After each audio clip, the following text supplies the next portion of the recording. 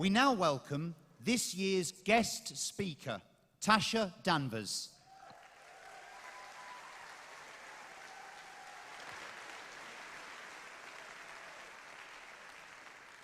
Thank you. Well, now that I've met everyone, hello, my name is Tasha Danvers, and I stand before you today as an Olympic medalist, a Commonwealth Games medalist, an author, and someone who you may have seen on TV. But that's not all I am. In fact, that's not even who I am. See, I don't want to stand up here and preach to you about success, about how to be successful, the secrets of success, because you already know. You're here. But what I do want you to know is this. If you thought I was different from you when I stood up on this stage, you are very mistaken. See, I'm just like you, and you're just like me.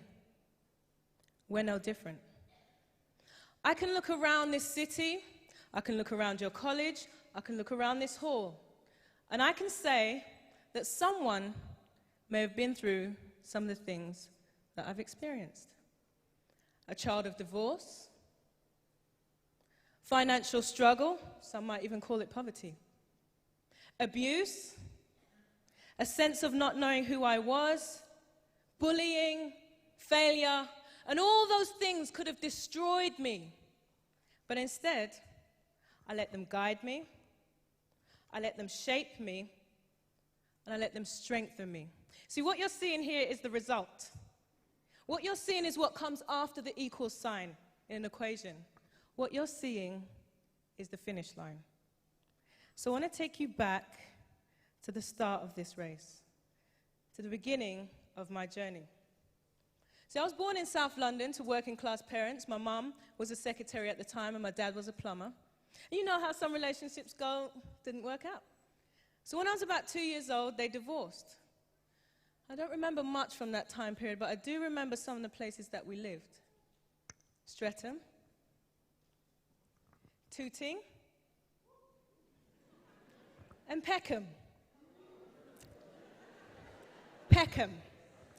Let me tell you, it ain't Croydon. So my mom, she worked really hard, being the entrepreneur that she is, being the go-getter that she is. She worked really hard and she studied, and eventually she became a hairdresser and she had her own shop. She had her own shop on top of another shop on Tooting High Road. It was called Coffee and Cream, spelt with a K. And I thought it was brilliant. I thought it was fantastic. In fact, it was brilliant. So brilliant that for a while we called it home. Yes, we lived in the hairdressers. Not an ideal situation. And I remember one time, my cousin and I, playing around in the waiting area, also known as playroom, and we found this newspaper, so we took the newspaper around the back, we're making hats and skirts out of it, we're having a ball. Finally, paper's in shreds, we go back to the waiting room, and there's this old lady, she's this. Has anybody seen my newspaper? Special Jamaican imported newspaper. Not a good situation. So living in a hairdressing salon had its ups and downs, its goods and bads. The good side, endless supply of hair gel. But on the bad side, if you came around the till on any given day, you might find some very interesting items. Ready Breck, Weetabix, and a jar of marmalade. Not a good situation. But we pushed through it. We pushed through it. And fast forward a few years, and now my mum has really, really gotten down. Being the go-getter that she is, being the entrepreneur that she is, she now not only has one hairdressing salon, she has two. She has her own home, and she saved up money. So she does what any normal person would do at this point. She decides to move to Florida. Lake Park, West Palm Beach, Florida. The deep south of America in the 1980s. Let me tell ya, it ain't Croydon. And I remember my mum got a knock on the door one morning, and a gentleman steps up to the door and he says, "Morning, ma'am. I'm from your local community. And I'm here to let you know that Lake Park is an affluent area, and we like to keep it that way. Because we were living good. See, the pound went a long way in America in the 1980s. But my mum brushed that off. She said, you know what, I'm sending my daughter to the best school in this town. I'm sending my daughter to Lake Park Elementary. That was fine by me, it was across the street. And Lake Park Elementary was good, it was fun, it was clean. Lots of white walls, lots of white floors, and lots and lots and lots of white folk. But I do remember there was one black gentleman there, and he sure kept those white walls clean. So you can imagine getting used to life in America was quite challenging. I remember the first day of school, I was the only black child in my class. And there was this one guy called Steve, and Steve was always in trouble. He found me very amusing, and on this particular day, he found my hair amusing, and the teacher saw him, and she said, Steve, you better sit your fanny down. It took me about 2 weeks to figure out why Steve had a fanny. You see, in America, this is your fanny. So life in America took some getting used to it. You know, it wasn't ideal, but we were pushing through it. We were pushing through it. And one day, my mum got a call from the school. They wanted her to come in. They wanted to talk to her. So she comes in, sits down in front of Mrs. Yeager. She says, okay, well, what's going on? Mrs. Yeager says, Miss McCoy, we have reason to believe that your daughter is potentially gifted. Sorry, potentially who? Miss McCoy, we have reason to believe that your daughter is potentially gifted. Okay, well, that sounds good. Okay, well, what does that mean? Oh, I'm so glad you asked, Miss McCoy. What that means is we're going to take your potentially gifted daughter. We're going to put her on a big, bright, yellow bus. We're going to drive that bus to a potentially gifted city where she's going to go to a potentially gifted class in a potentially gifted school. Now, I don't know about you, but I was excited. You should see me. Guys, have you heard? I'm potentially gifted. So by the time the day arrived for me to go to school, I was excited. I took my potentially gifted self, jumped on the big, yellow, potentially gifted bus, sat down with my potentially gifted frilly socks and my potentially gifted lunchbox. 5 minutes into the journey, I'm excited. 10 minutes into the journey, I'm really excited. 37 and a half minutes later, we arrive at Washington Elementary, Riviera Beach, Florida. Let me tell ya, it ain't Croydon. Lots of black fences, lots of black windows, and lots and lots and lots of black folk. And it didn't occur to me until much later that quite coincidentally, every black kid from Lake Park Elementary had been potentially gifted. And then I remember the knock that my mother got on the door that morning, and the gentleman steps up and he said, "Morning, ma'am. I'm from your local community, and I'm here to let you know that Lake Park is an affluent area, and we like to keep it that way." See, West Palm Beach was a very, very, very segregated area. And people didn't take too kindly to you wandering around in their community. And they would find ways to make sure that you weren't there. So after some couple years of harassment, my mom felt, you know what, we can't do this anymore. We're moving back to England. But that was a tough decision, because moving back to England meant we would start from zero. The few dollars that we had left by now didn't go very far in the UK. So we moved back to England, and I remember there were times when my mum wouldn't eat so much so that I could eat. I remember once we were down to the last can of beans. But there was still love, and we still had fun. And I remember one day my mum comes to me and she says, "Tasha, today I'm going to treat you." So I'm like, yes, what are we going to do? She says, "Tasha, I'm going to treat you. We're going to go clothes shopping." So I'm like, yes. What teenager doesn't want to go clothes shopping? So we go along. And we're going along, and we pass, Miss Selfridges. I'm like, okay, fair enough, we're not going there. Keep going along, British Home Stores. Okay, we're not going there. And finally, she stops outside a shop and she says, "Here we are." I look up at the sign, it says OXFAM. Now, I don't care what generation you're from, shopping at Oxfam is not cool. But you know, she struggled hard to get to this point, so I'm not going to disappoint her. I go on in, and I am browsing around at all the delightful previously owned items. I said to my mom, "Well, Mom, how much do I have to spend?" Big smile comes across her face. She digs deep in her pocket, and she pulls out £1. 3 skirts, 2 blouses, a hat, a scarf, and some gloves. I came up. £1 goes a long way in Oxfam. Not an ideal situation. And it seemed like every single time we were in there, my school friends were outside waiting at the bus stop.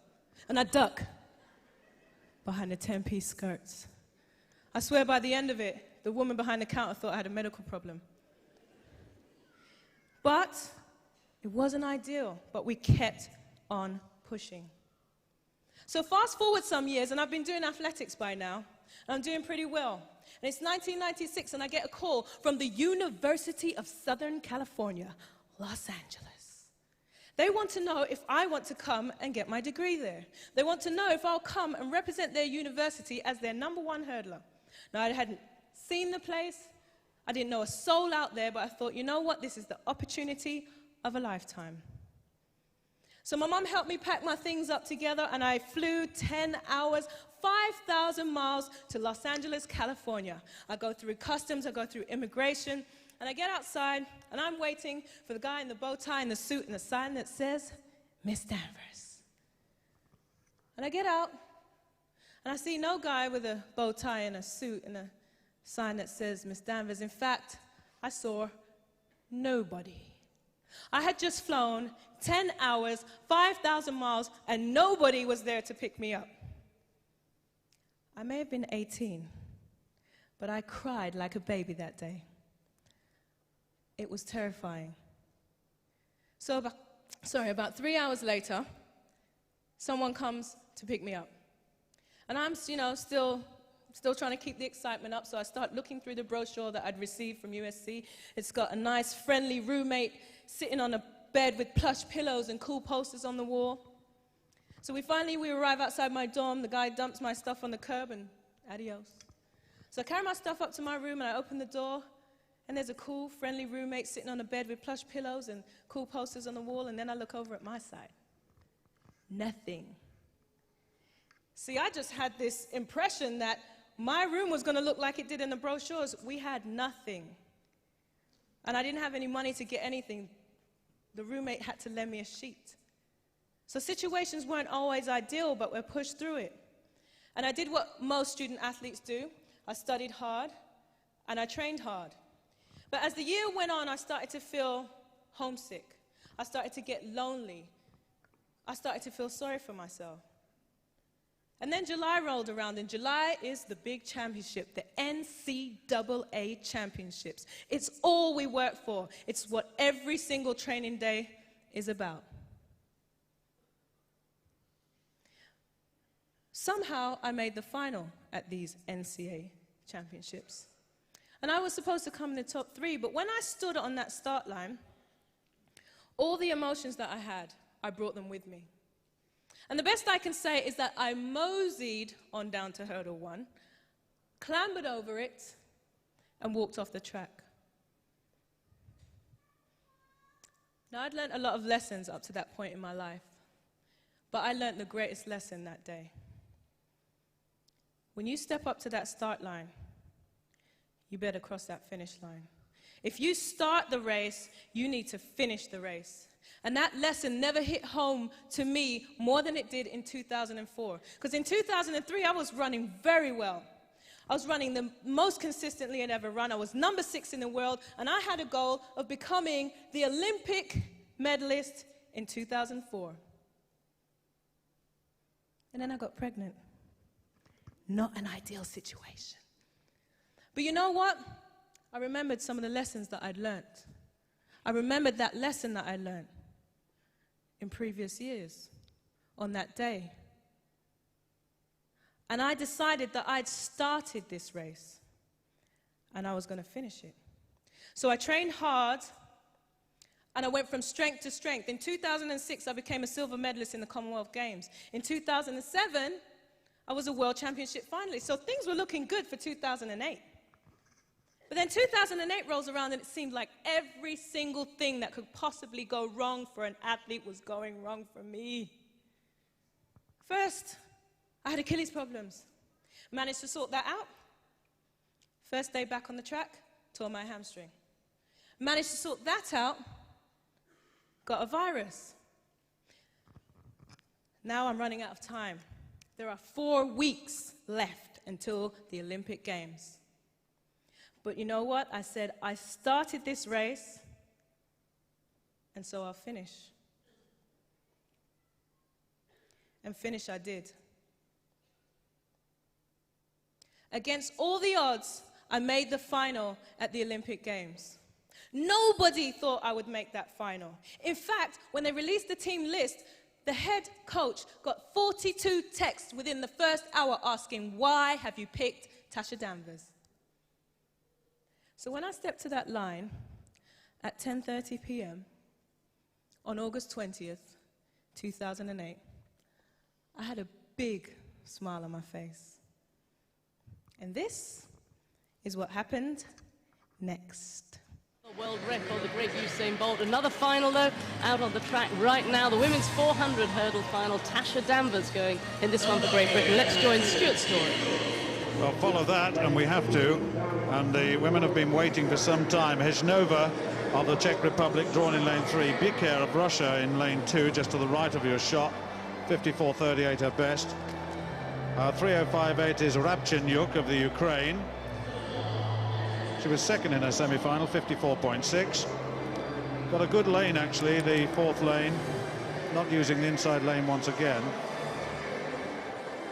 2 Americans in this final. There's the first of them, Sheena Toster. Just missed a medal in Athens. 4th placer. Won a heat, or won a semi-final, I should say, 54.07. So she'll be tough. And the woman outside her may well be tougher. It's a very good lane for Sheena Toster. There's Melaine Walker of Jamaica. Medals at 3 successive World Junior Championships. She's now 25. She's beaten Toster and Ross Williams this year. Has been very, very consistent. She's won both her races in this Olympic Championship. Tasha Danvers of Great Britain and the Shaftesbury Barnet Club. Well, didn't have a season before she came to these Olympic Games, but my goodness me, it opened up once she got here, 55.19, then 54.31, very close to her best. Stride pattern looking good.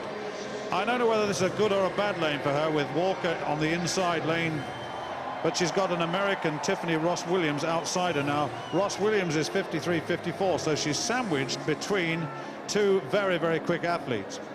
How will she deal with that? We'll soon find out. Ross Williams won the American trials. 53.54 her best. So Anna Jesien of Poland, a European Championship finalist. She was 6th in that. Looked a little better than that in qualification, 54.36 for this final. Let's have a look at the full start list then. Biker of Russia, Hejnova of the Czech Republic, Rabchenyuk of the Ukraine, Toster of the United States, then Walker, Jamaica, Danvers of Great Britain, Ross Williams, the United States, and Jesien of Poland. The final of the 400-meter hurdles. Danvers, one of 2 women to reach this final of this event. First held in 1984, won by Nawal Matawakal of Morocco, who's now a senior figure with the IOC. Sally, of course, the champion in 92.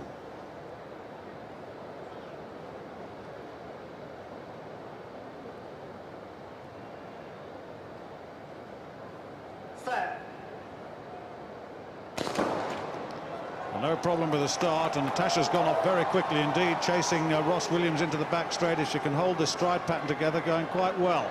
Toster making some ground on Melaine Walker as they go into the back straight. Ross Williams now going very strongly as they approach 200 metres down the back straight. The big three going very strongly indeed. Tasha Danvers in good position at the moment. If she can hold her form as they come through to the 300-metre mark, well, who knows? Toster going very strongly at the moment. Toster and Melaine Walker, these two into the straight. Tasha Danvers in third place. If she could just hold on to this now, she'll come under pressure shortly. Melaine Walker now coming down the straight, stuttering into the hurdle but coming away from it. And Tasha, if she can just hold on, because Rapchin-Yuk is closing down, and I think she could get a medal. Melaine Walker is going to be the champion. She's the Olympic champion, and Tasha chasing down very quickly of Toster. Oh, it's close, but that's the third place.